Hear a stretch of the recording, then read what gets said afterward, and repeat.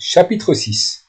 De la structure des entités à la cohésion et à la solubilité, à la miscibilité d'espèces chimiques. Exercice numéro 3. Nous allons expliquer la grande solubilité du chlorure de sodium dans l'eau, sachant qu'il est constitué d'ions sodium Na+, et d'ions chlorure Cl-. Alors le chlorure de sodium, étant constitué d'ions sodium et d'ions chlorure, est un composé ionique. Dans la molécule d'eau, intéressons-nous à la liaison OH.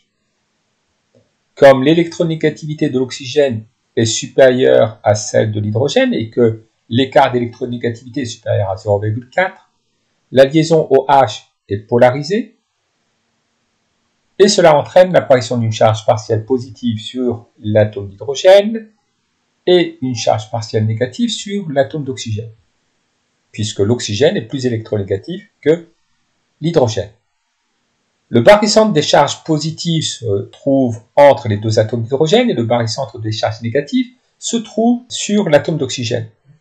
Comme la molécule d'eau est coudée, le barycentre des charges positives n'est pas confondu à celui des charges négatives. La molécule d'eau est donc polaire. Donc la molécule d'eau est polaire. Le chlorure de sodium est ionique. Or, nous avons vu en cours qu'un solide ionique se dissout facilement dans un solvant polaire. On en déduit que le chlorure de sodium se dissout facilement dans l'eau. En effet, la cohésion du chlorure de sodium vient du fait que les ions chlorure et les ions sodium subissent des interactions électrostatiques attractives.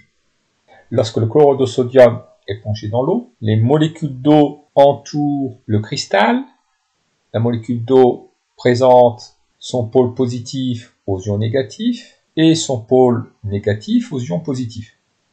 L'interaction entre les molécules d'eau et les ions viennent affaiblir les liaisons entre les ions du cristal.